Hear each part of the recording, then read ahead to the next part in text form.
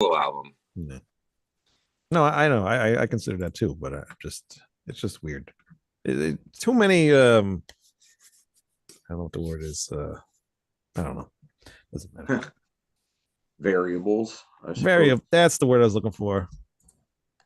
And what is it now?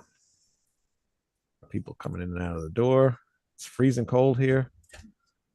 Oh, what's freezing cold to you? It is now 24 degrees.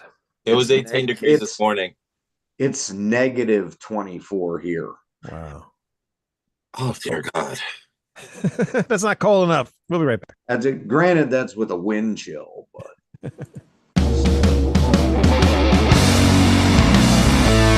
It's time for Red Salad Review with your hosts, Wayne New, Greg Donald, and Lou Max.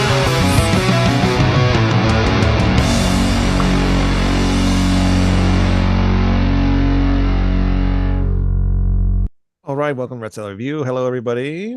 My name is Wayne. Even. I'm here with Greg Noggle, and I'm here with Lou Mavs. Hello, gentlemen. shut up, Stuart. Hello, Newman. Bastards. But yeah, I'm glad to be back this week. Just to let everybody know, I have to get a surgery done next month. So this show is going to be kind of like wacky. You know, might not always be on a Wednesday, might not be on for a couple of weeks. I don't know. So we'll see what happens about that. So if you don't see the show on Just a be me regular and basis, Lou. that's why. It might just be you and Lou. You know, I might never come back. I might die. Who knows? Who knows? We don't know. But if that happens, then these two can run the show forever and run it to the ground if they want to. I don't care. You'll be all right. Thanks, Wayne. Yeah. First thing I see here on my videos, inspire our good friend Ralph Vieira from Almost Human. Kiss celebrates 50 years of Strutter with ultra rare, pure gold vinyl. You know how much they want for that? 50 grand. Yes. Are they insane? Yes, we'd already know they're insane. But I already bought like 2 copies. No, never mind. I'm not gonna say what I was gonna say, but Either paying for pay plan, PayPal plan. Oh my God! Imagine telling my wife that.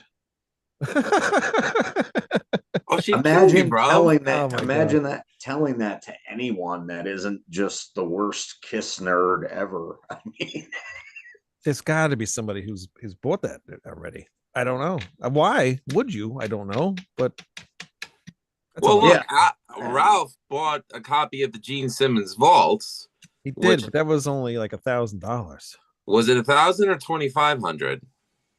Even so, if it was even there's a big 2,500, difference between $2,500 and 50 large, dude. That is. Yeah, for he got to one meet Gene song. Simmons, and he got the whole case thing. You know that I can. That's good. That's cool. That's even though it's a lot of money, it's not $50,000 for one record. It's only one song too, right? It's only Strutter.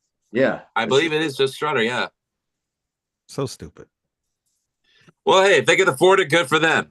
I wouldn't bother. Hey, yeah, if you can afford it, whatever it is, what it is. Yeah, it's a buyer's market, right? I mean, at least it's made out of pure gold, I guess. So Yeah. And gold is going up. So Lou Mavs is joining us twice. No, I'm. Oh, I like the other Lou Mavs better. There we go. Okay. All right. what the hell did I just have an acid flashback? Nope, that was me. Okay. But, just making sure we all saw it. but yeah, that's crazy. But yeah, if you can buy it and waste your money on that shit, then that's cool. Awesome. You guys get any new albums today or this week or anything? I'll let Greg go first. Well, I didn't grab everything, just what I got over the past couple of days, because I have won a ton of shit on raffles lately. But A to Z, cool. Ah, damn it! Disappeared. Background. I love the background. The green screen sometimes interferes with the album covers you post, Greg. All the time. Yes, I realize this. That's why we're just going to try. Just hold it sideways. I think it works if you hold it sideways. Really? I think so. Doesn't appear that way. That photo of Ozzy being Oh. prompted by Iommi and Sharon is hilarious. Weekend at Ozzy's. They're gonna squeeze whatever they can. Oh, yeah, should talk about that for a little bit too. We can talk about that while Greg's trying to fix his screen. They're doing this whole Black Sabbath thing, and then they just announced the other day that Ozzy's going to sing bits and pieces of stuff. And what a switcheroo! You sold the show out. You know it was going to sell it anyway. But Yeah. the next day they announced that.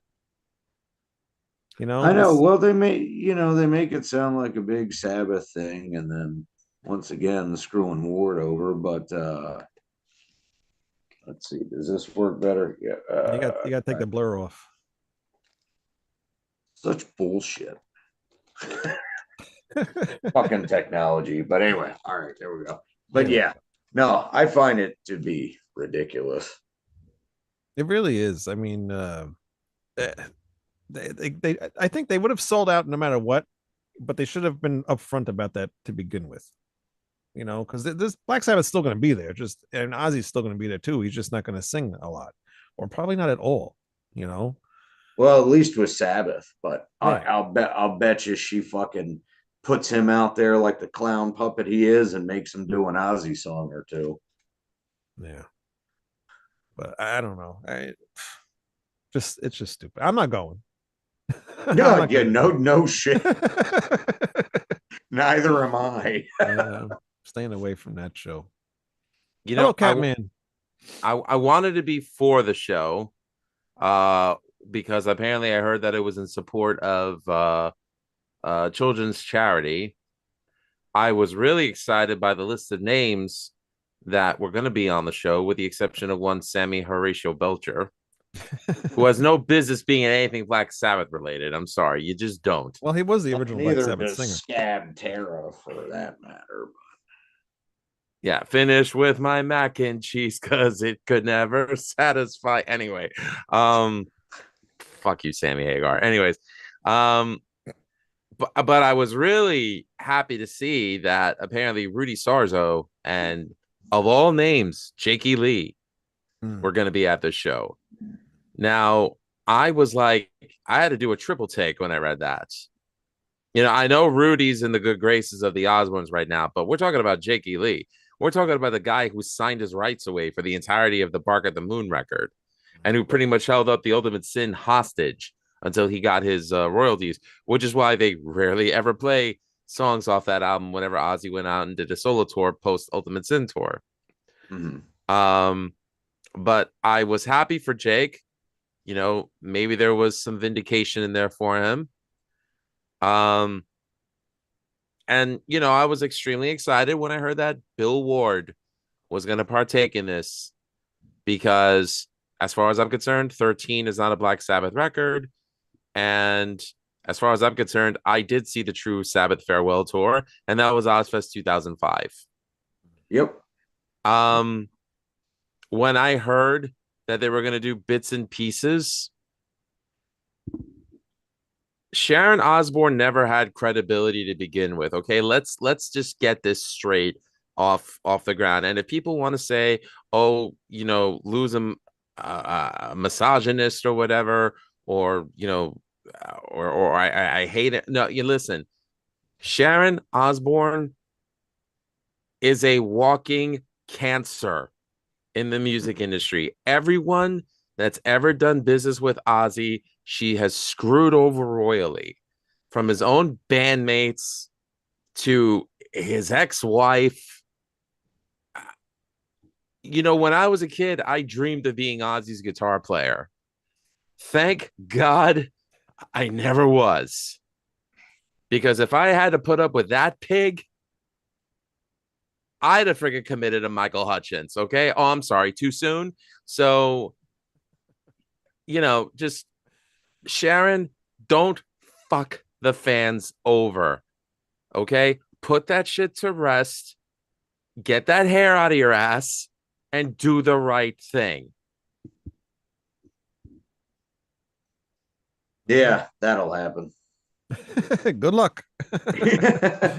Oh, wait a minute. impassioned I think the speech, Osmore but- camp is suing me right now. Okay, whatever. That's all right. I didn't say anything that wasn't a lie. That was a lie. So whatever. Yeah, she's a cunt though. Oh, thank you, Greg. You said it. She is.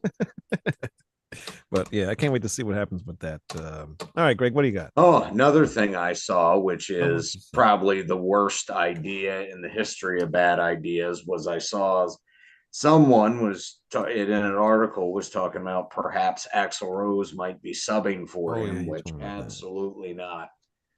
Axl Rose was the weak link in Guns N' Roses, for fuck's sake. He does not belong singing Black Sabbath. No, that will not work.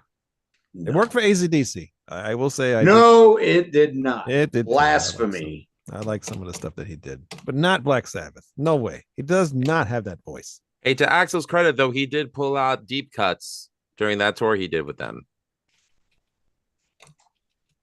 Yeah, but his vocals just ruin the song. Who could do Black Sabbath though? If they did find somebody else, who would you pick? I said Tony Martin. I think he should just do it. Yeah, Tony Martin, or I mean, like I said, it'd be cool if Ian Gillan would, although I don't see that happening. But Halford would be cool too. Cool. The guy from Candlemass. Oh yeah. Messiah. Who? Oh God, no. Why? I'm sure a lot of people would like that. His voice irritates the hell out of me. Really? I do not like the Candlemass albums he's on because of it. It just grates on my nerves. I don't get that at all. Well, maybe the singer of the band Chevy out of Canada. I mean, they sound very Sabbathy to a fault. Oh, I know who you're talking about. Yeah, Sheavy. Yep. No idea. I can't remember his name, but the guy from Electric Wizard would be pretty cool too. Any of the stoner bands would have been fine. Find the guy from Witchcraft Finder General. Zeeb. That's what I was about to say. Ah, nice. Sabbath with Zeeb. That'd be awesome. All right, well, I guess we'll have to see what happens. But don't bring Bobby from Pentagram because he might hit your moms. Okay, that's all I'm gonna say. All right, Greg. What records do you got there? Oh well, we saw A to Z. A to Z's No Fun After Midnight on Red Vinyl. That's a pretty cool one. The one I was most excited about, Kiss soundboard boot from the Creatures tour. Oh, that's cool. Oh, Illinois. Yeah, which kills me because I knew the whole show existed. I used to have it on cassette. That was a pro done boot, and they only put 6 songs off of it on that huge Creatures of the Night box set. It's like, seriously, wow. You're gonna put a little less than half the show on there. But anyway, shame because that's a good box set too. I like that box set. It is. It's a great box Very set. good It's box just a shame that out of the 3 shows they put scattered songs on from there, only the one they actually do the whole thing, because the soundboards exist of all 3 of them. Well, they'll probably, now that there's boots of it, they'll probably release their own official double LP set or something. Dare I ask how much did you guys drop for the Creatures box sets? I got it when it came out. I don't know, 2 maybe. Yeah, I think it was 200. Yeah. Huh. Okay. Why? What is it now? I don't know if they're out of print yet, so I don't know. I don't think so. I know it is out of print. That has me very upset, but I'll continue that after Greg finishes up. I have it.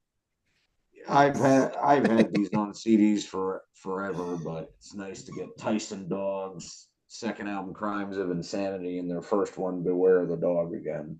One of my favorite new wave of British heavy metal bands. We'll talk about them soon. I'm going to reach out to them and see if one of them will do an interview. I just have a hunkering for Tyson Chicken and Oscar Mayer hot dogs when I hear that name. I don't know why. Dude, honestly, probably my favorite, second favorite guitar team in new wave of British heavy metal, right after Smith Murray. Ah, okay, cool. They're kind of like a dirty Iron Maiden. The Creatures of the Night box set is on sale on Amazon for $212. It said list price is $299. I don't think I spent $300 on that. There's no I way. know it wasn't that much. There's no way. I wouldn't It have spent it was right around 2, but it wasn't 3 because I didn't even buy that online. I actually bought that in the store. Because if it was more than 2, I don't care what's on there. I wouldn't have bought it. I'd have just downloaded the shit. Yeah, I don't think so either. What is this? Music from the Elder half speed clear vinyl. That's kind of cool. It must be I something. have it on black vinyl. It sounds amazing. Yeah, it looks cool. It's they got like some kind of insert in there. Interesting. I'll have to take a look at that. It's $35 though. I don't need it. Maybe I should. It's honestly, it's well worth it. The vinyl is nice and thick and heavy, and it sounds great. Which track listing does it have though? I didn't see that. The good one where all the songs are actually in order. It's the same track listing as the remaster, which, by the way, is the only way to get that track listing on vinyl where they're actually in order like that. Yeah, that is true.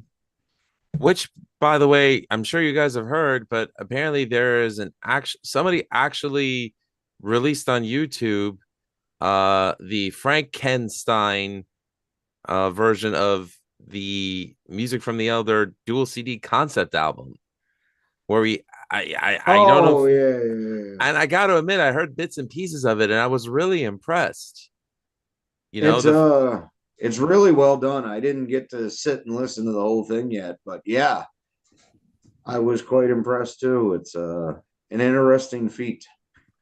Yeah, the only thing I'm wondering, apparently this guy, I'm sure you guys have heard of Kurt Gooch, but apparently I heard that this guy's in cahoots with Gooch. But I don't know. That's something somebody posted on Michael Brandvold's of Three Sides of the Coins page. So, you know, I'm skeptical. I don't believe everything I read on the internet. Although I would imagine if he wasn't associated with Gooch would still try to sue him for rights or royalties, but he has no ownership of anything Kiss related. I still don't get that, how he was able to get away with it all these years. What copyright law office sided with him? Don't know. Strange stuff. Got a hell of an attorney. All right, Lou, did you get anything? Yes. So, Wayne, I know you're not a Dragon Ball fan, but I did get for Christmas a couple of cool things from eBay. For one thing, I got this box set. I guess you could call it a box set, a DVD box set of all the Dragon Ball movies and OVAs and special PSAs and things like that. This is like a treasure chest of like all visual Dragon Ball stuff. So somebody got me this from eBay, and along with that, the first. How did you get into Dragon Ball Z? Because that's kind of like after our time a little bit. Not necessarily. No? When I was 13, they aired it on CBS when I was real young, so I never really paid. What I actually got into before it took off in the States. So we're talking like 93, 94. I was 13. In middle school, I had a friend, Roland Cadiz was his name. Hi, Roland. How you doing? I'm sure you don't watch the show, but hope you're well. And he used to go to Chinatown in Manhattan. He was a huge anime fan, and he'd buy these subtitled bootlegs of Dragon Ball. And I remember just watching it, and it wasn't the first anime I've ever watched. The first one I ever watched was Voltron. But I really was taken aback by the animation, the storyline, and I just became a fan ever since. And then, 3 years later, Dragon Ball premiered stateside on Channel 11 in 95, the Ocean dub. And then a year or two later, Dragon Ball Z premiered the first 55 episodes, and then it blew up on Toonami around 99. And I've been a fan ever since then. I mean, I have a Vegeta Funko Pop, so I'm and not to mention, what's that? So do I. Nice. With the Scouter. Good man. So I've even been using Dragon Ball footage for Severed Angel reels. I'm sorry, it works. Somebody actually said, the Skyward album, it's like Super Saiyan metal. I'm like, I got an idea. Okay. Blame the fan that put it in my head. You know what's funny about that What's is that? though one of the new songs that I was listening to, part of the instrumental stuff that goes with the story or whatever. One of the first things that came to mind that I was like, you know, what would look real cool in a video to this passage? The Big Getty Star from Cooler's Revenge. Oh, yeah, but I can't use that. I know you can't, but you know what I'm talking about. And that I would fit do. perfectly with him melding with that. Yeah. I do. We'll see what happens. Well, we'll wait for next year for that album. Until then, March 28th, when Eternity Ends, available everywhere, which is pretty cool for a change. Best Buy, Target, Walmart, Amazon, NoLifeToMetalRecords.com. our website, Bandcamp. severangelbandcamp.com. You can buy it in Japan. Konnichiwa, Nippon. Japan, Moshi yeah. moshi. Domo arigato, Mr. Roboto. Anyway, It's and pretty there cool. goes It's no sales. available. So added with that came Dragon Ball Super episodes 1 through 13. And my wife got me Dragon Ball GT on DVD for Christmas, so that was pretty cool. Not the best one of the series, but love the art, love the animation, love the baby storyline and the Shadow Dragon storyline. And finally, something I purchased from Discogs. So while GT is not my favorite of the Dragon Ball series, the music that they have on it is probably some of the best. And I discovered this band called Wands out of Japan, and they their song Sabitu Ita Machine Gun, which actually translates to Rusty Machine Gun, was the end theme title for the last 14 episodes of Dragon Ball GT. And this is only available in Japan, not available in streaming. The album is called Awake. It's really good. Listen, let's flat out say it. Japan's got some of the best melodic rock songwriters and musicians out there, you know, and from Anthem to Loudness, to Wands, you know, to Bow Wow. It's all great stuff. So, you know, big out to Japan for give us some great music. So, you know, The ironic part there is I agree, but my favorite Japanese band is actually a grindcore band. Yellow Machine Gun. No, SOB, Sabotage Organized Barbarian. I'm gonna have to check that out because that name alone, on principle, I must check that out. Jesus Christ. Listen to Let's Go Beach. You will not be disappointed. Let's Go Beach. I'll have to check that out. Their understanding of English, well, at the time of their first album and EP was not fully formed, let's say. Oh my God. There's a lot of extra words in English that they don't have a equivalent for over there. So Let's Go to the Beach became Let's Go Beach. All right, time out. Is it a step above or below Awaken the Cadaver? I'd say above. Okay, I'll take it out. Thank you. All right. Actually, You have to think about this. No. I was gonna say I know grindcore, yes, did come out of hardcore punk, but I feel like it always had its own sound. Oh, I agree. I mean, you know, I understand that Napalm Death came out of that hardcore sound, but it's like, you know, I can't compare Napalm Death to Agnostic Front No. or the Cro-Mags. No. But regardless, Wayne, what you got, buddy? All right, I got it. Dr. Living Dead. This is what is this called? Back from the Dead. This is a bunch of demos, early demos. Really cool band. If you like Any relation to Dr. suicidal- Mastermind?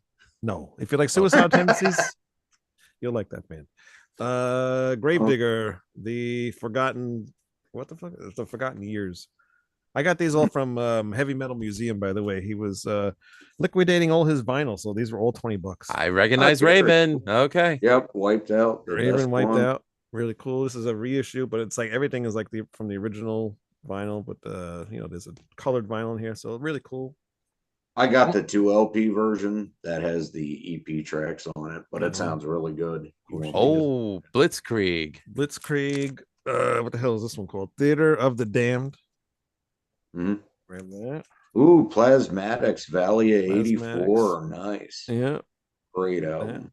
$18. I mean, you can't go wrong with that, right? This band, I really like this album, Dead Cosmonaut. What the hell's the name of this album? Gravitas. Really good album. I had the bass player on the show a couple years Yeah. ago, actually. We did a track with him. And then we did a track with him as well. Very good album, very good band too. So check that out. I don't know what this is gonna sound like, but I was like, you know what? I don't have it, so I'm just gonna grab it. It's good. It's Is it not good? as bad as you think it would be. No, Yeah, it's not as bad as you would think. I don't know if I'd say good. It's okay. all right. Well, Danzig sings Elvis, so interesting. And Greg, you like this one? Las Vegas. Sorry, couldn't help it. Bewitcher, Curse of Thy Kingdom. So I Good grabbed one. that as well. Yeah. And I think that's it. I like them a lot. Yeah, I only have the first album. I skipped the second album for some reason. No, I do have the second album. Maybe it's the third. What album is that one? Do you know? The fourth, maybe? I I believe it's skipped the one of them. fourth. Yeah. So I skipped the third one. So I have to get the third one. But yeah, so I got one more CD upstairs, and I got a bunch of AFI CDs yesterday, and I showed you guys. They're all scratched to hell, but I'm gonna take them up to a record store that I go to that resurfaces CDs. I actually did get refunded though, so that's cool. That's Dude, good. I would just buy new copies instead of spending the money on getting them resurfaced. It's probably not going to cost that much to resurface the CDs. They're not expensive. I don't know if they can do that with the hole being on the other side though.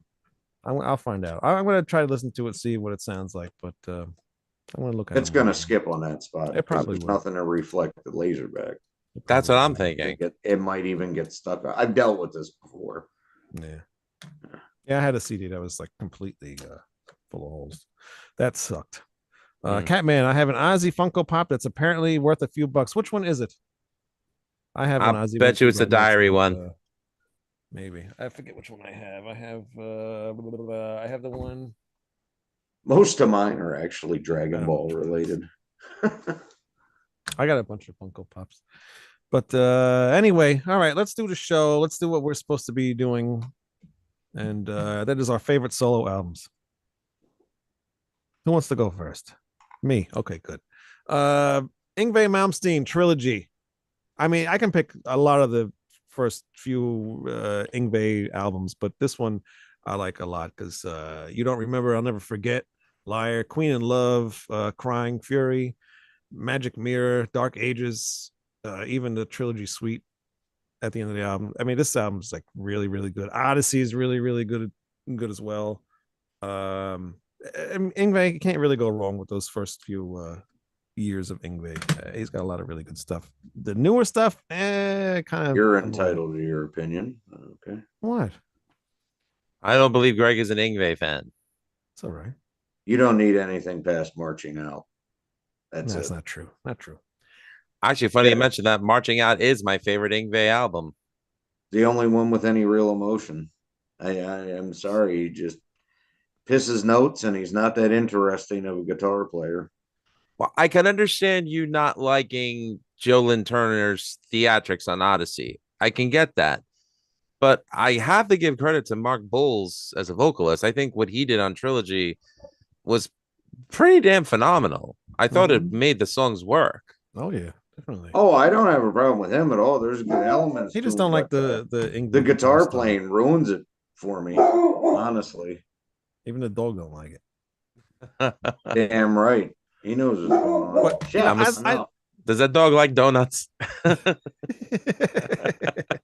But I love that guitar playing, you know. That's just I'm into that stuff. So that don't bother me at all. I mean, now, I mean, you know, even all the like the newer albums and stuff, even after this album, it just becomes the same thing after, you know, every album. So it does get annoying after a while because he just feels like a one trick pony at some point, you know. Well, take But it from someone who's seen that's- him in that's He him. concert. does by the time the second album rolls around. I mean, seriously. That's what he does though. So it's Take It's it from what some, he does, sorry. but it doesn't make anyway. Go ahead. I mean, take it from someone who's seen him in concert. It's one long solo. It really is. yeah. I don't think he plays any chords. Mm. And you know, I could have. It sounds like I'm almost moving the goalposts for him. I don't mean to. I guess I'm just accepting of what he's doing because anything less would be less. And with him, more is more. More is more. Walk right into that one. Anyway, Mhm. next. All right. Yeah, Greg. I got him out of the way. Go ahead. Greg. He's not fit to lick Eddie Clark's boots. Oh boy. Completely different styles, but I do love Eddie. Rest in peace, good Okay. sir. Yes, definitely one of my favorites ever. But It's funny. Your okay. background looks like they're holding you up.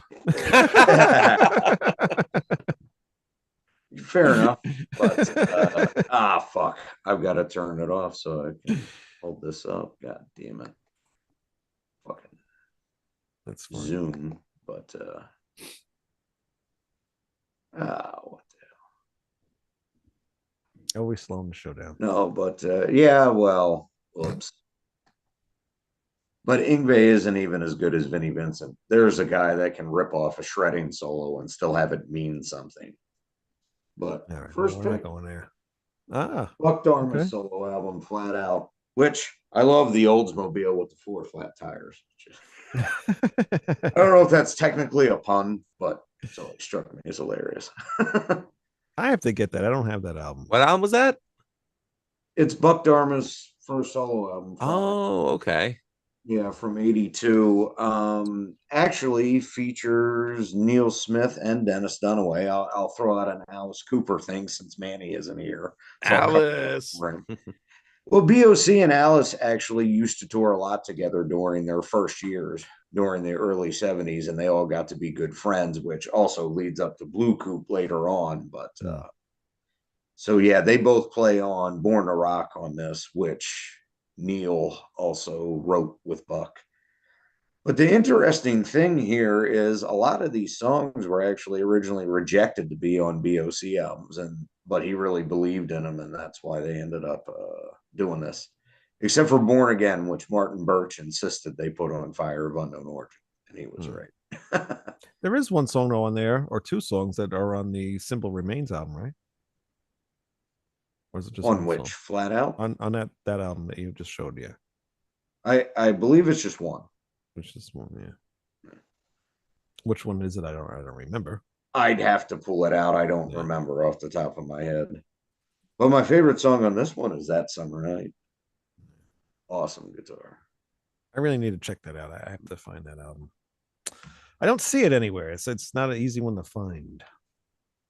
Fortunately, it's not like super expensive in price, but yeah, coming across it isn't super easy. Mhm. That's like usually I don't even buy records when the edges are torn up like this, but it's the only one I've ever come across in a while, actually. That bothers you, huh, with the edges? Yes. Yeah. I just take it as like it happens, you know. I do like now though that I a don't lot like of it the, when they're starting to split. yeah, it does suck, but you know what are you gonna do? But I do like how now when you do get newer records, they have the records inside of the jacket, not inside the jacket, but like in out of the jacket, Yeah. so it doesn't split. So that does work. But it just makes me have to work more putting it in the jacket. What do you got, Lou? So I'm gonna go with Ozzy's Diary of a Madman as my favorite of his solo albums. It's also my second favorite album of all time, and it's probably the last album Ozzy ever did where he ever had any credibility. Fair enough. All intents and purposes, you know, the great How did I guitar forget work this? of Randy Rhoads and the great rhythm section of Bob Daisley and Lee Kerslake, who even I was duped thinking it was Rudy Sarzo and Tommy Aldridge, because the inlay of the album shows that from their photos at Walt Disney's Magic Kingdom in Disneyland. But it's not. It's the same lineup from Blizzard of Oz, which was the band that Ozzy was supposed to do, instead of it becoming the Ozzy Osbourne Band. But that doesn't take away from the greatness of the songs or the production. You know, Randy is one of my four horsemen of the apocalypse when it comes to lead guitar. And, you know, as sad as I am that it was the last original album that he was on, what a way to go out. Blaze of Glory. So, yeah, Indeed. I'll say that one. I didn't put any Ozzy albums on my list here. Stupid me. Well, if you did, what would you have put? That one. Oh, Yeah, okay. same here. Yeah. So we mentioned it. That's fine. Yeah, that's fine. King Diamond. Would King Diamond be a solo? I Yeah. would think so. I That think one's- that that's a tough one. qualifies. That's a tough That one, is a tough one though. because it's really a band. You know, it is a band, but he switched members a lot, almost where it's kind of like a revolving solo project. You know what I mean? So Hmm. I think that's in bounds. That's a tough. Because I didn't put him on my list either, and I'm just thinking that he should be on the list. I'll allow it. Portrait for sure. Yeah. That's one I was gonna pick. But I'm gonna go right now with Alice Cooper. Welcome to My Nightmare. I mean, there are some other ones that I like as well, but this one's my favorite. It's just good from beginning to end. And we even covered the song Black Widow with Ralph Vieira. That's one of my favorite songs up here, by the way. It's a great Yeah. one. I was just- really favorite happy is- with that cover that we did. Yep. I My thought that favorite cover is was Cold good. Ethel. Cold Ethel. I mean, there really is no bad song on here. No, there No, isn't. There That's an really is not. So excellent album. it's just a classic album. I mean, it doesn't have any of the original members in it besides Alice Cooper, so you're missing that a little bit because the band music changed, but it's really, really good. It's better than the Muscle of Love album, thank God. That album sucked. So I'm glad that he was able to I cover that. like it, but it's definitely not as good as what precedes it. No, not at all. All right, what's the next pick, Greg? Well, so I mean, it was released as a solo album. Ace Frehley's Comet. Hmm. Even though it became a band, and yes, Todd Howard did write a good amount of the songs with them. We all know what the album cover looks like. I'm not going to bother to turn the background back off. That's a pain. I'm surprised you picked that over the 78 solo album. So before I even had the 78 solo album, I had the Live Plus 4 video. Okay. So I guess the first album is more of a nostalgic favorite for me than anything. Yes, the 78 solo album is technically better. No, but that 87 Frehley's Comet had some great songs on it. I've never it's heard a it. great album. I mean, the Russ Ballard song is the one everybody knows, but Rock Soldiers is awesome. Breakout, the song that started off life as Escape from the Island. During the Elder I've never heard that sessions. album. Never listened to it. Really? Never. You The- should. The callback to 707's Megaforce, which Todd Howard was a member of at the time, it got changed to calling to You. That's a killer track. That is, but what's even better than that is Howard's other track, Something Moved. Him and Yeah. Ace are on fire on that tune. That came together perfectly. Calling to You is a little, it's poppier like Dolls, which I believe Ace once said is his favorite song from it, which I don't understand at all, but okay, buddy. I mean, Greg, I've said this before on the show many times. I'm a sucker for melody, and I love that 80s AOR, crunchy guitar, poppy sound. I mean, I make no bones about it, and I'm not ashamed to admit it. I've always loved that sound. Yeah. But it's still a great pick, no matter what. That good choice. Yeah, it's a great album. You should listen to it, Wayne. One day I'll get to it. Maybe. I got so much crap. Like tomorrow on Almost Human, we're doing Deep Purple. I just started Your buying Deep favorite Purple. band. I just bought Deep Purple CDs last year. I haven't even listened to one of them yet. What? It's been a whole None. year. You haven't, huh? Nope. I'm not even going to bring it up because, because Wayne is a drummer, I assume he's influenced by drummers. So I would think, he'd love to hear Ian Pace. No, Wayne could care less about other drummers. Nope. I just want to hear a good singer and a good guitar player. I don't care about drummers. Drummers suck. What's your next pick, Lou? I'm going to go Chemical Wedding from Bruce Dickinson. Good. It was on my list too, That's a so I good will one. not talk about that one. Yeah, I mean, I liked Accident of Birth. I didn't Oh, no. mind Boss the I have, Picasso. I have Accident of Birth. Sorry. Oh, that's fine. Tattooed Millionaire. I like Yeah. Tattooed Millionaire. I think it's good. It's cheesy 80s. Yeah, I like the song Dive, Dive, Dive. I'll say that It's- No, because that's we what know I'm it's not saying. about submarines. That's It- not. No, it's It's about as subtle as Torpedo Girl and Rocket Ride. right. Yeah. It has its moments. I mean, I don't know. I like it, but no, it's not the best record ever. Like No. it definitely isn't on par with what we were just talking about. Certainly not Diary of a Madman. No, not at all.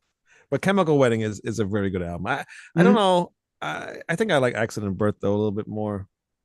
I don't know why. I'm just biased because I heard Chemical Wedding first.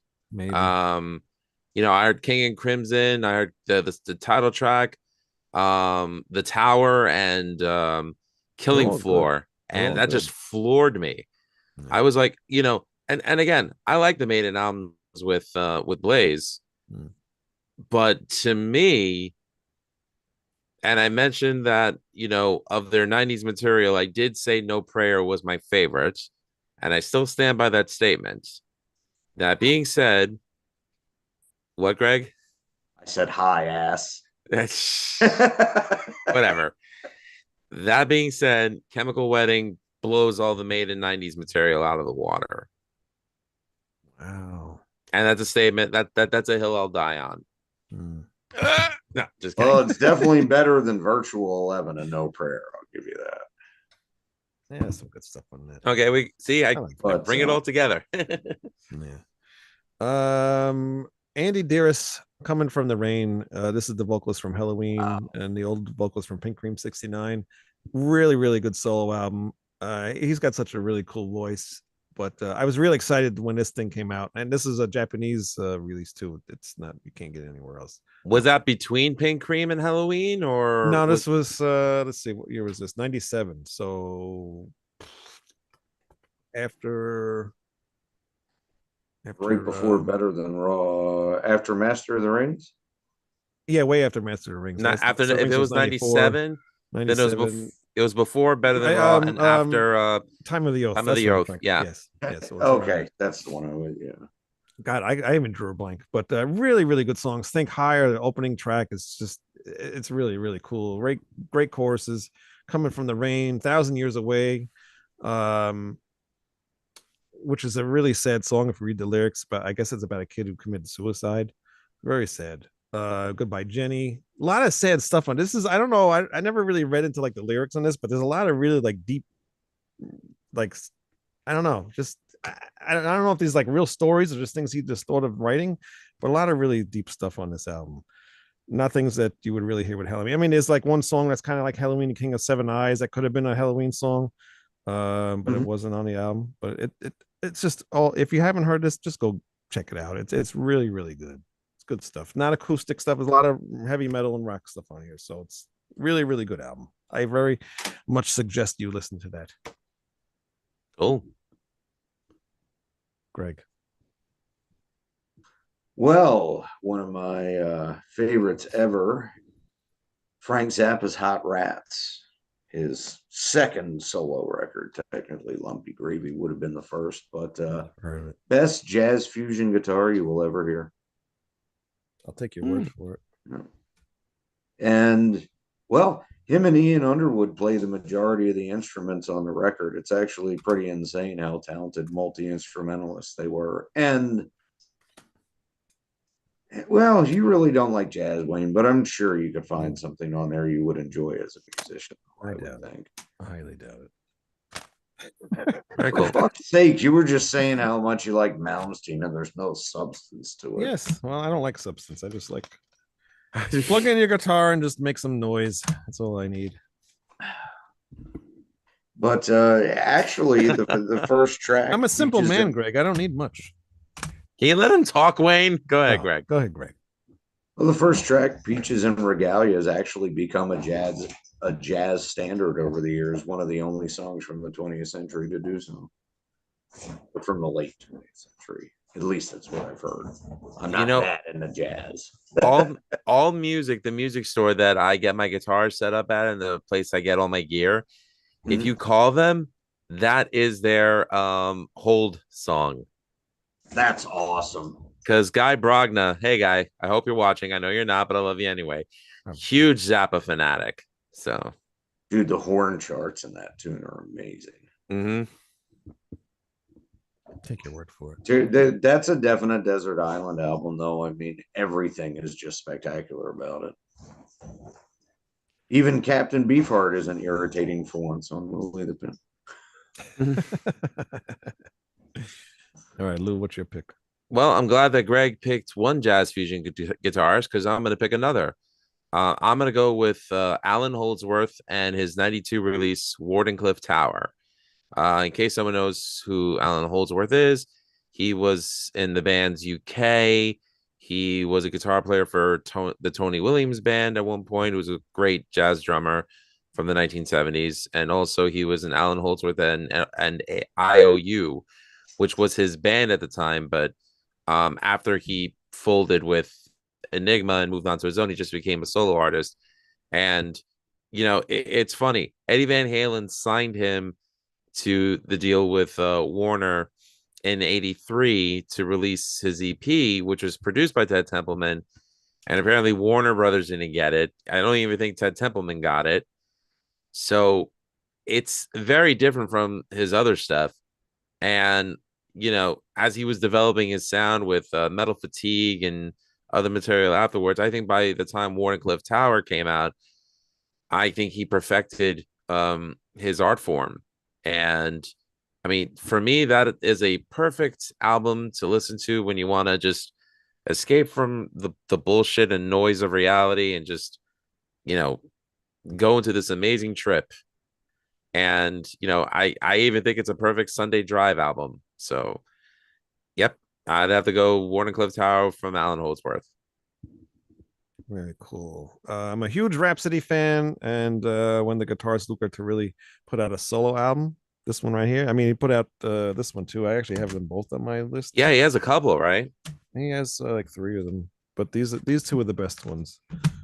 I'm just gonna do 2 on this one. All right. The first album and the second album, King of the Nordic Twilight and Prophet of the Last Eclipse. You like power metal, symphonic power metal? You'll definitely love these. These are actually, to me, better than the Rhapsody albums. All the Rhapsody albums put together, these 2 are the better ones. I love the vocalist. Luca Turilli's, guitar playing is just awesome. The production on these are really awesome as well. A lot of memorable guitar things and melodies, and just this album too. Also, they incorporate a lot of like electronical type sounds. I don't know what the hell you call it, but it's just really, really good. It looks like this. You see what this album cover looks like? All these robots and shit. That's what the album sounds like, but in power metal. Interesting. That is like one of my favorites, though. It's really, really good. So if you like power metal, check it out. If you don't like power metal, check it out anyway. Greg, I'll pass. I know you don't like that stuff. I do. You might though. You might be surprised. Sometimes I am, but generally not by power metal. But and my next one is one that funnily enough, even though you hear a lot about Eddie because he was a Motorhead and Fastway, not a lot of people talk about his 94 solo album, It Ain't Over Till It's Over, which is a really good record. I suppose not super different from the bluesy feel and all that of the first Fastway album, but it's probably, I want to say, the loosest or the most comfortable Eddie ever sounded after the first bit of Motorhead, because he didn't really have a band to deal with drama with. He didn't have a singer with a huge ego to deal with because he sang all the tracks himself. And, it's Fast Eddie Clarke, man. There's tons of memorable riffs on it. And the band he put together for it is pretty good. I never heard it. You should check it out. What's the name of the album?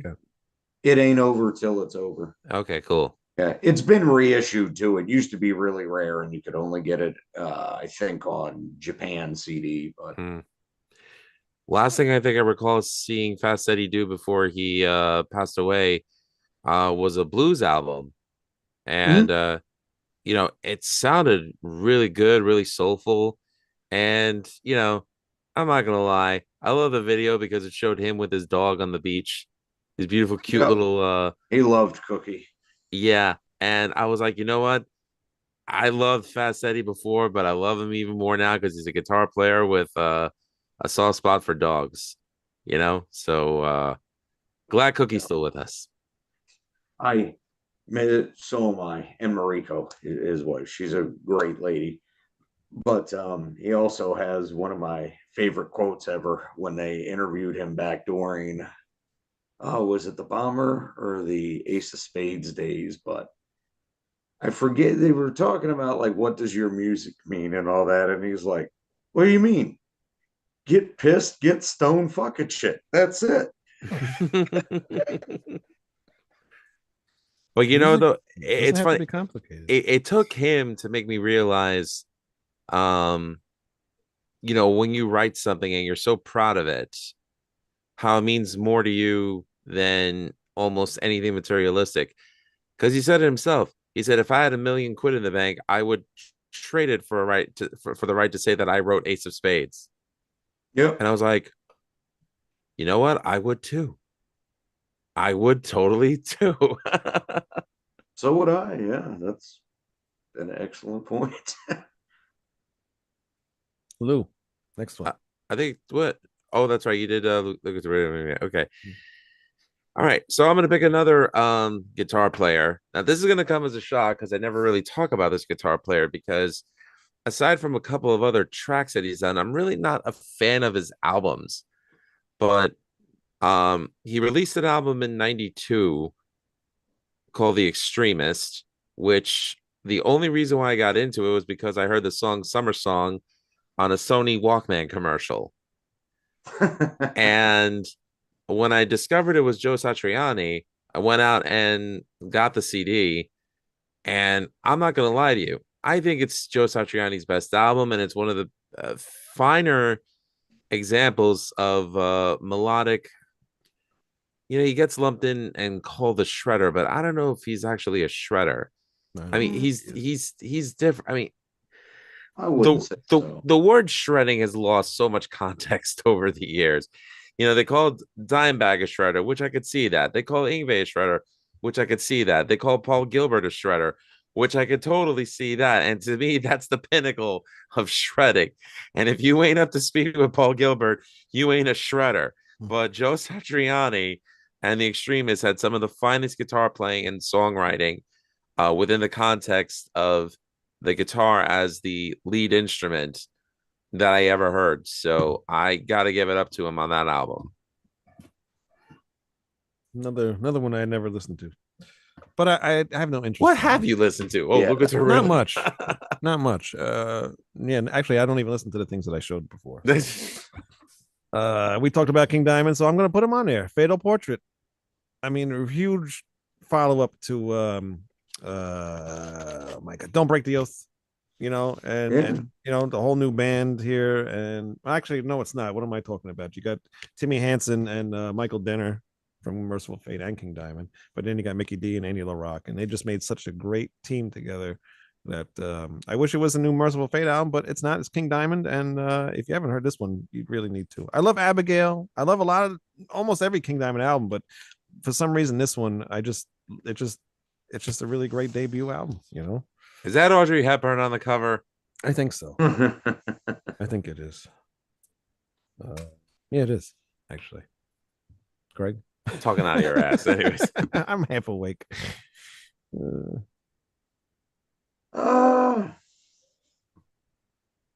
Shit. I'm drawing a blank now. God, I feel so stupid. But, oh yeah. A guy I would love to get on the show if anybody talks to Mr. James Murphy. Please have him stop by. But his first solo album, Convergence, I absolutely love it. I mean, yes, Disincarnate and Dreams of the Carrion Kind is a very good album, very good death metal album. But Convergence is even more progressive, and even though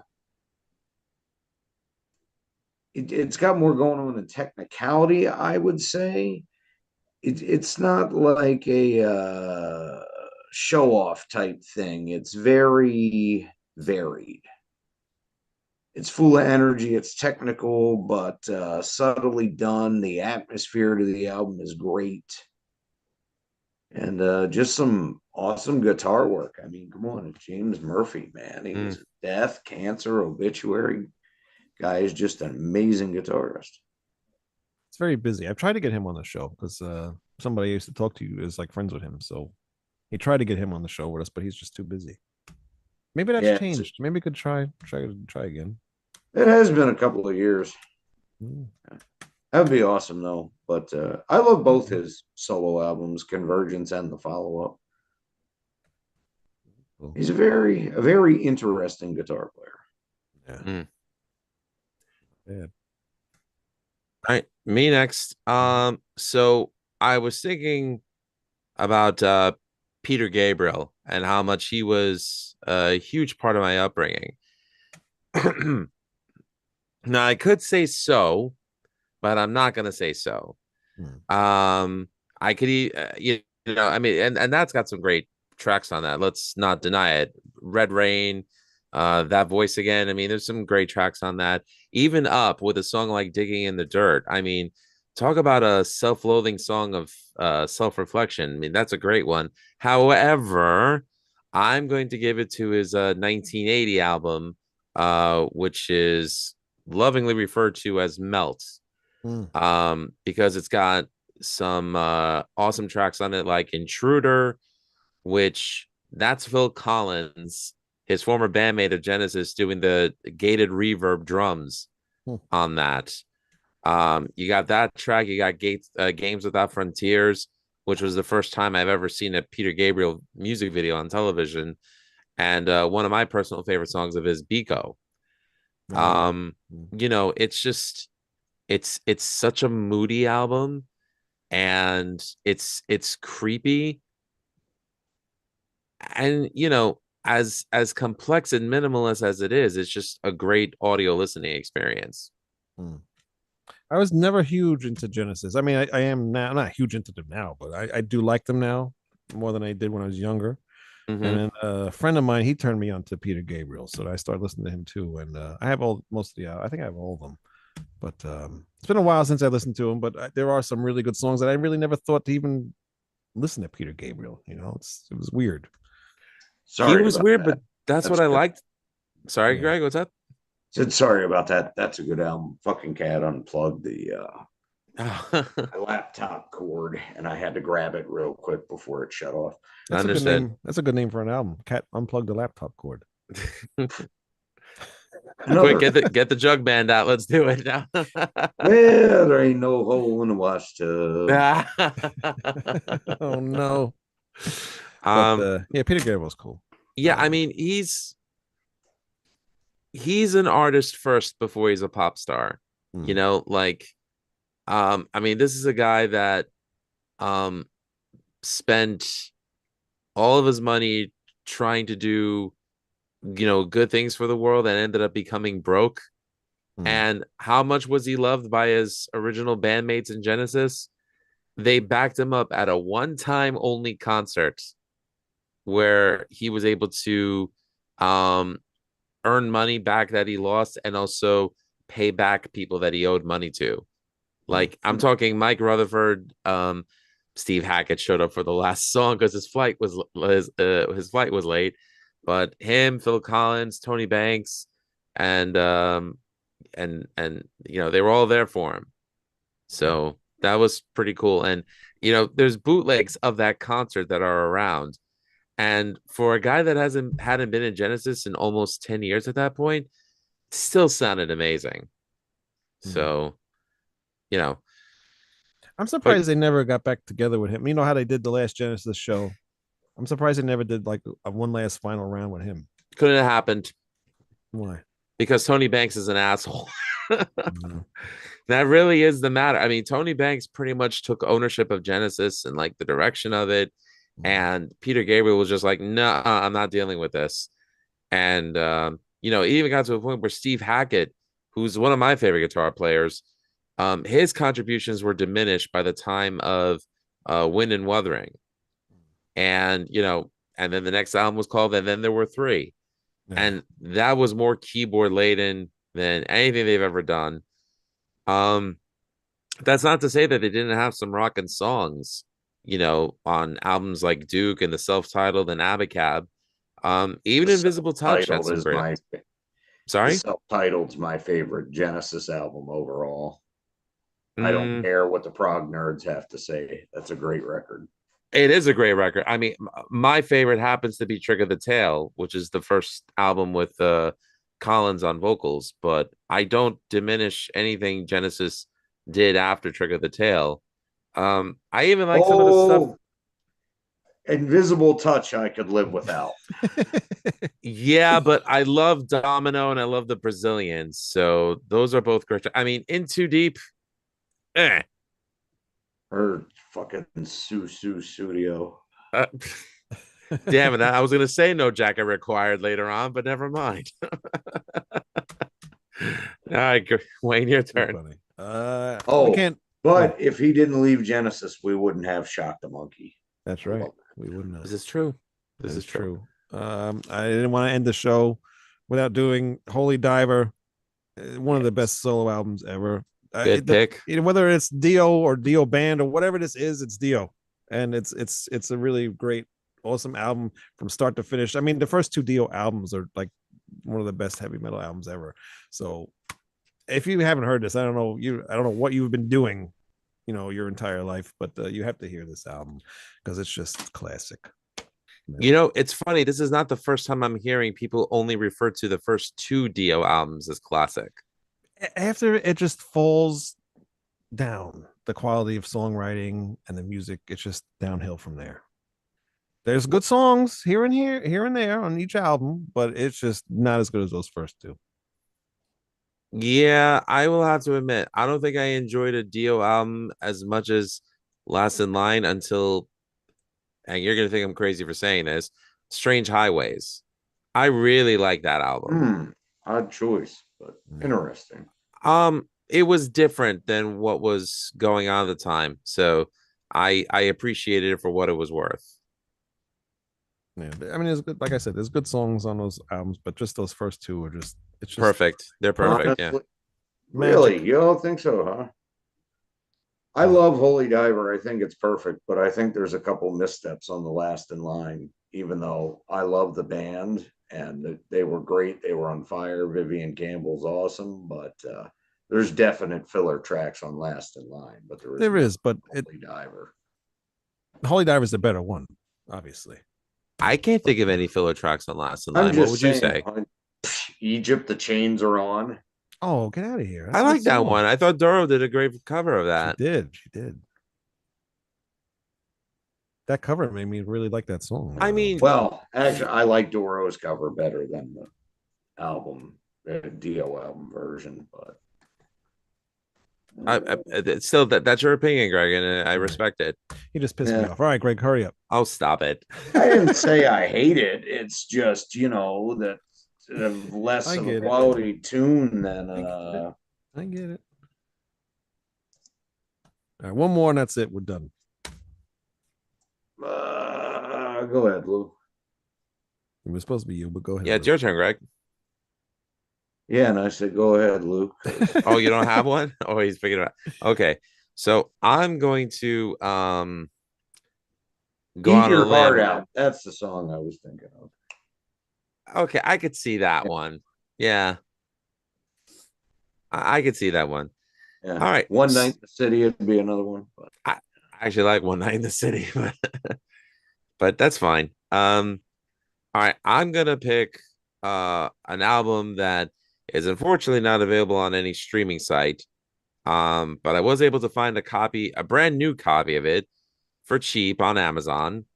And another one of my favorite guitar players from the 70s, who with his band Mahogany Rush completely blew me away, and I'm a huge fan.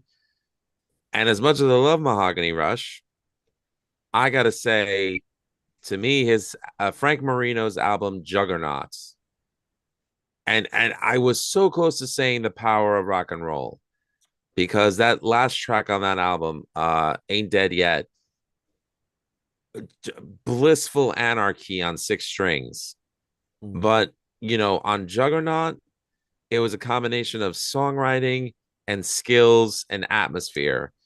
And if you're a fan of great guitar players like I am, and I love the greats, I love John Sykes, I love Gary Moore. I think above all of them, I love Frank Marino. And to me, Juggernaut is, in my opinion, the best album worthy of just his name alone. Mhm. I Do you haven't disagree, listened to Greg? it. Or No, I haven't listened to it in a long time. okay, well, you know the opening track, Strange Dreams, right? I remember now, but yes, I could not have told you that was the opening track if you would have just asked me.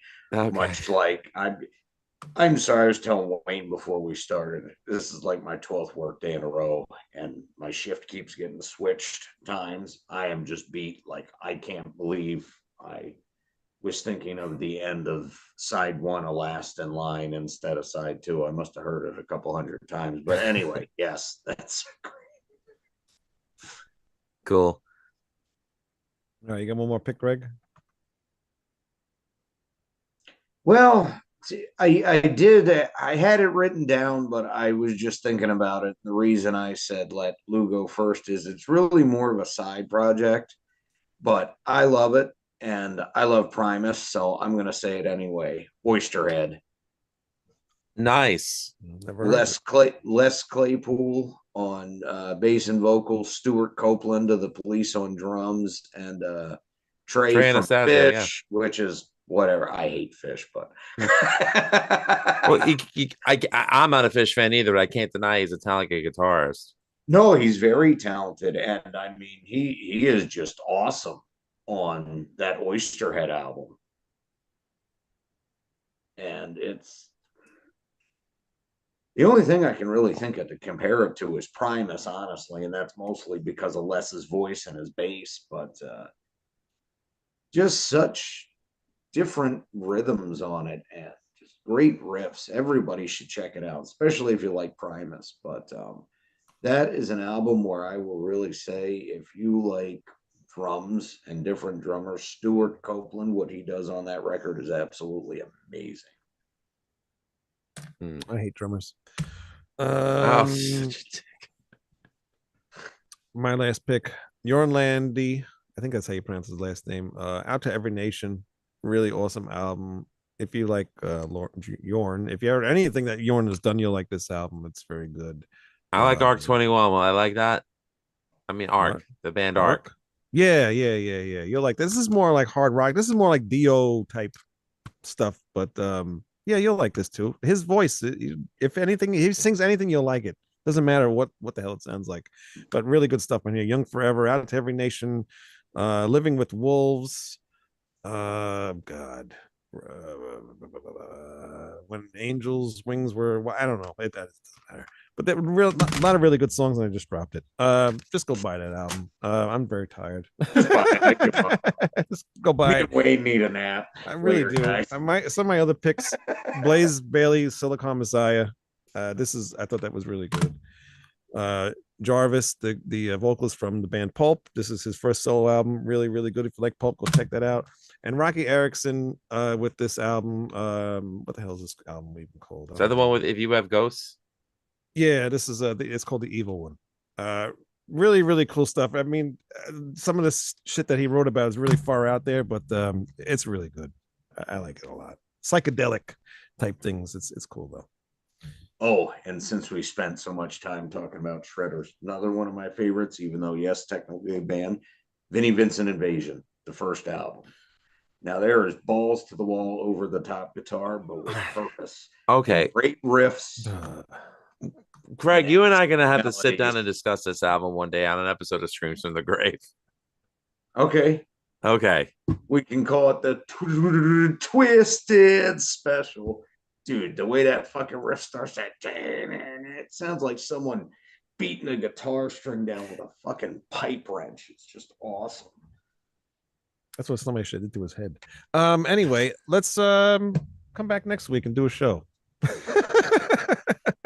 Yeah, about the Vinnie Vincent Invasion. Maybe. We'll see. I'll have to listen to it. I haven't heard that one. What you actually We never watched. heard back We on sat through that Streets? video, and I was like, no, I don't want to listen to that whole album. Oh, that's right. We did Yeah. Voices of Power. Yeah, I don't know. I'll sit through it though. You know what? It is one that I really do want to listen to. So we'll do it. I remember you asking me, is this like a parody or making fun of something? Like, nope, they were 100% serious. Yeah, that was serious. At least that was all Vinny real. was. That was all real. And thanks for everybody watching. By the way, we had about 10 people watching, and Catman's in and out of the chat. Buzzing Fret said, "Great show, guys. Thank you very much." And thank you for watching. dude. Thanks Appreciate everybody for coming in. And yeah, the more people in the chat, helps us out. You can, tell us what your favorite solo albums are, or well, obviously don't do it now because we're leaving, but on next shows, let us know what you guys like and your thoughts and stuff like that. So I thank everybody for watching. Yes, thank you.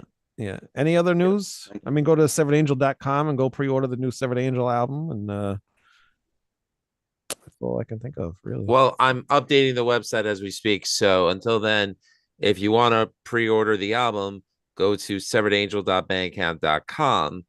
And when you buy the CD directly from us, you get the album in digital format plus a bonus track, which is the first 2 tracks combined, which is the way we originally heard it, but sounds just as good combined and separate.